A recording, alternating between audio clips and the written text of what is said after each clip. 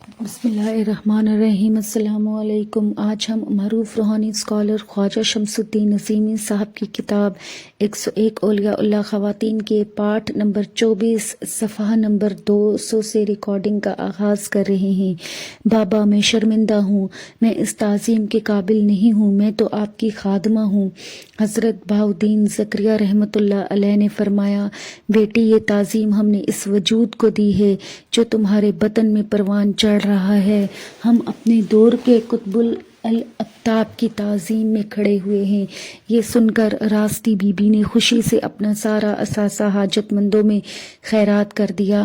آخر 9 رمضان 649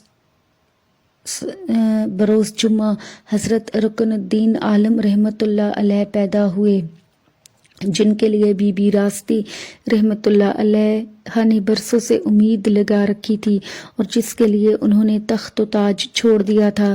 be be راستی حضرت شاہ رکن الدین عالم رحمۃ اللہ علیہ کو دودھ پلانے سے پہلے بسم اللہ الرحمن الرحیم ضرور پڑھتی تھی۔ چونکہ خود حافظ قرآن تھی اس لیے لوری کے بجائے قرآن پاک کی تلاوت کرتی تھی۔ بتایا جاتا ہے کہ رکن الدین عالم رحمۃ اللہ علیہ نے پہلا لفظ اللہ بولا تھا۔ حکمت و دانائی، صادق وہی ہے جس کا صدق اقوال و احوال میں قائم رہے۔ پھول بن جاؤ، جسے مسل بھی دیں تب بھی اپنا رنگ اور خوشبو چھوڑ جاتا ہے۔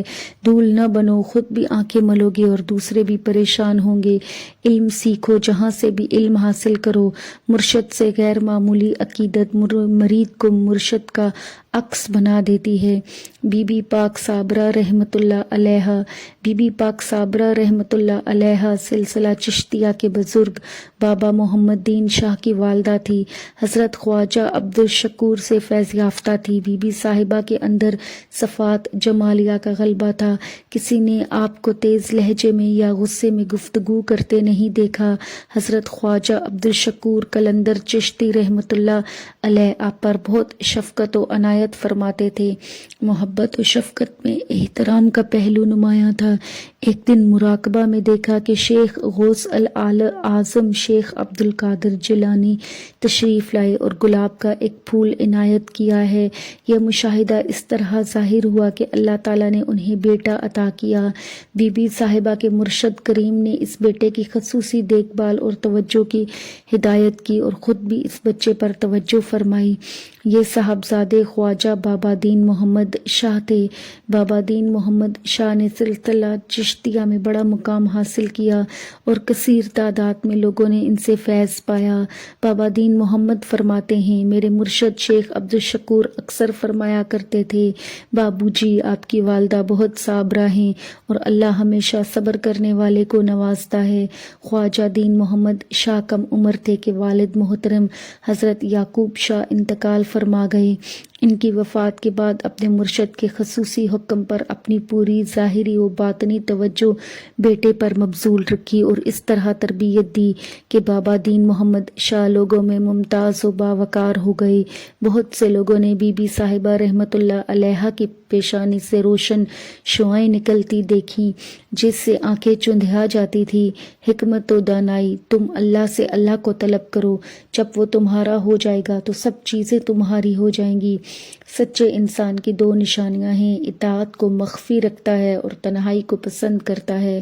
بھوک رکھ کر کھانا صادقین کا شیوا ہے۔ ماں کو بچوں کی تربیت اس طرح کرنی چاہیے کہ رسول اللہ صلی اللہ علیہ وآلہ وسلم کے دربار میں سرخروئی حاصل ہو جائے۔ بی بی جمال خاتون رحمۃ اللہ علیہا، بی بی جمال خاتون رحمۃ اللہ علیہا حضرت میاں میر کی بہن تھی۔ بی بی جمال خاتون رحمۃ اللہ علیہا کو سلسلہ قادریہ سے فیض حاصل ہوا۔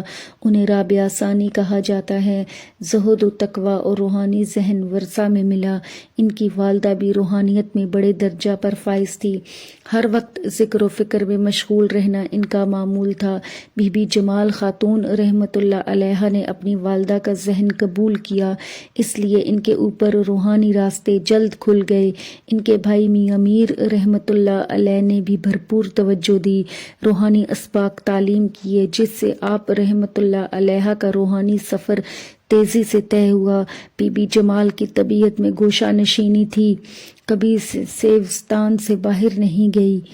بی بی صاحبہ لوگوں کو کھانا کھلا کر بہت خوش ہوتی تھی۔ لنگر کا اہتمام رہتا تھا اور کثیر تعداد میں لوگ کھانا کھاتے تھے۔ جب کھانا تیار ہو جاتا تو خود اپنے ہاتھ سے نکال کر ابتدا کرتی تھی اور ساتھ یہ بھی فرماتی تھی کہ جو بھی آئے اسے کھلایا جائے، کوئی بھوکا نہ جائے، انشاءاللہ سب کے لیے پورا ہو جائے گا۔ چنانچہ ایسا ہی ہوتا تھا اور لوگ سیر ہو کر کھاتے تھے۔ ایک مرتبہ آپ نے 2 من گیہوں اپنے ہاتھ سے مشکوں میں رکھے، روزانہ ان میں سے گیہوں نکال کر حاجت مندوں میں تقسیم کرتی تھی۔ 1 سال گزرنے کے بعد بھی مٹکے خالی نہیں ہوئے۔ ایک دن بی بی صاحبہ پر خاص کیفیت طاری تھی۔ اس دوران ایک خشک مچھلی آپ کے سامنے لائی گئی۔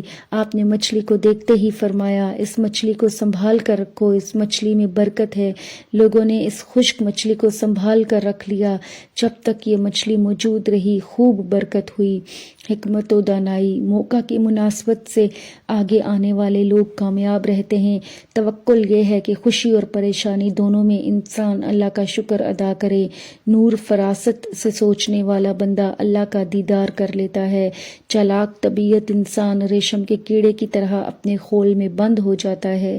نیک خواہشات رکھنا سخاوت ہے۔ شکریہ یہ ہے کہ ہر حال میں خوش رہے۔ جہاں تک ممکن ہو اللہ سے دنیا کم مانگو اور آخرت کی فکر کرو۔ کسی سے غرض نہ رکھو، سب میں ممتاز ہو جاؤ گے۔ پیٹ بھر کر کھانے والا عبادت سے دور ہو جاتا ہے۔ اللہ کی محبت خشوع سے پیدا ہوتی ہے۔ کم گوئی خود حفاظتی کے لیے ایک قلعہ ہے۔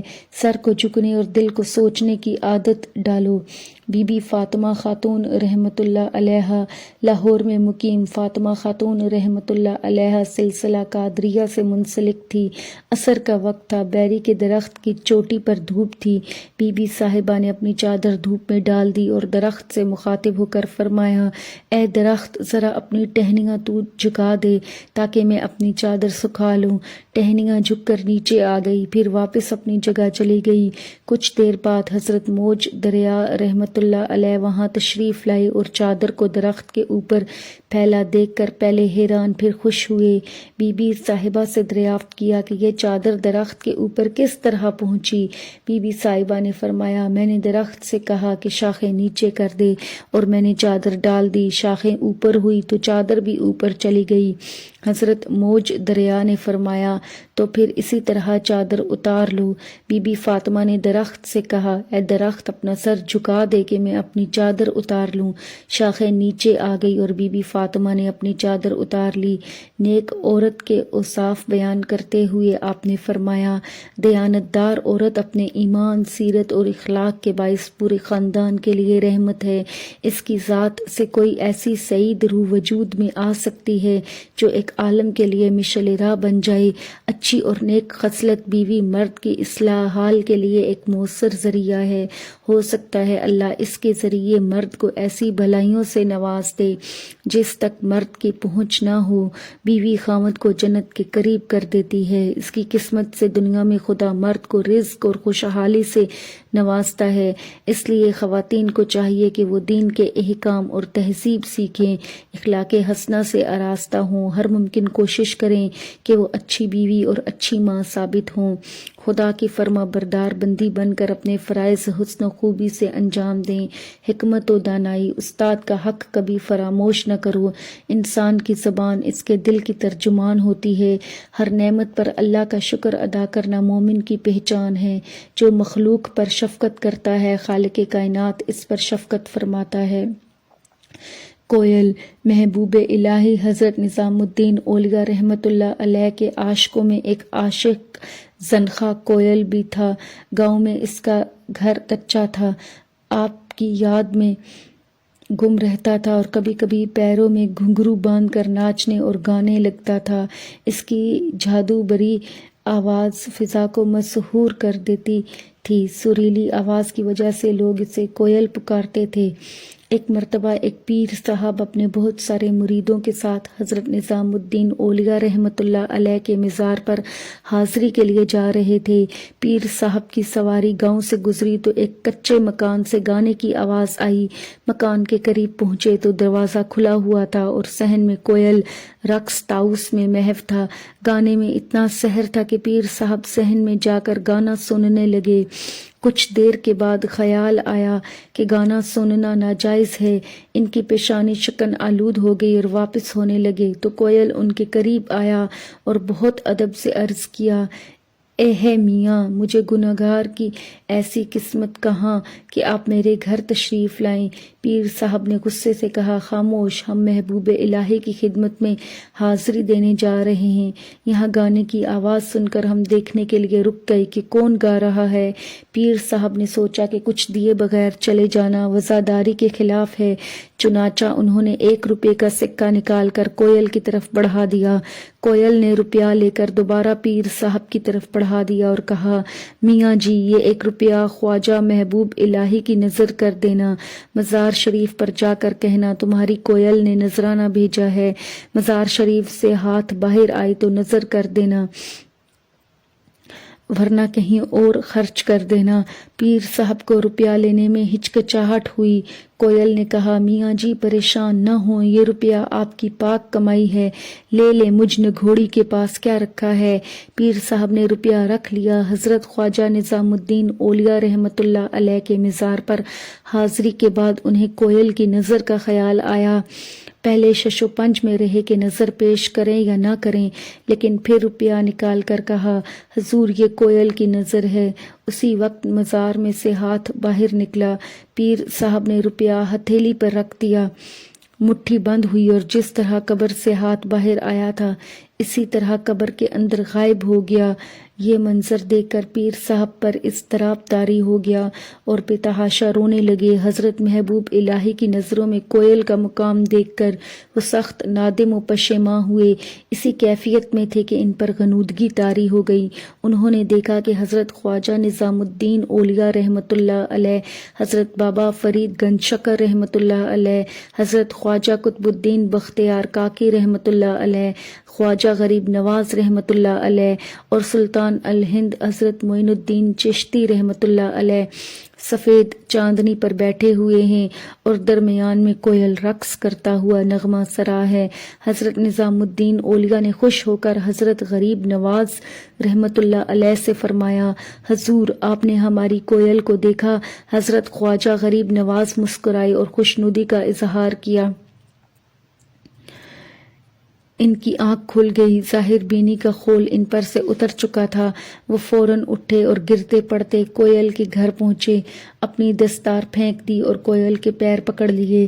کوئل نے پیر کھینچتے ہوئے کہا، اے میاں جی کیا کرتے ہو؟ مجھ گندگی سے کیوں اپنے ہاتھ ناپاک کرتے ہو؟ کوئل کے بہت کہنے سننے کے باوجود بھی پیر صاحب نے اس کے پیر نہ چھوڑے۔ کوئل کے پوچھنے پر انہوں نے سارا واقعہ بتایا تو کوئل کی عجیب حالت ہو گئی۔ وہ دیوانہ وار اٹھا اور رقص کرتے ہوئے گانے لگا۔ وہ جھوم جھوم کر گاتے گاتے ایک دم فرش پر گرا۔ پیر صاحب قریب پہنچے تو کوئل کی روح قفس عنصری سے پرواز کر چکی تھی۔ اب صفحہ نمبر 208 پر اختتام ہوا چاہتا ہے۔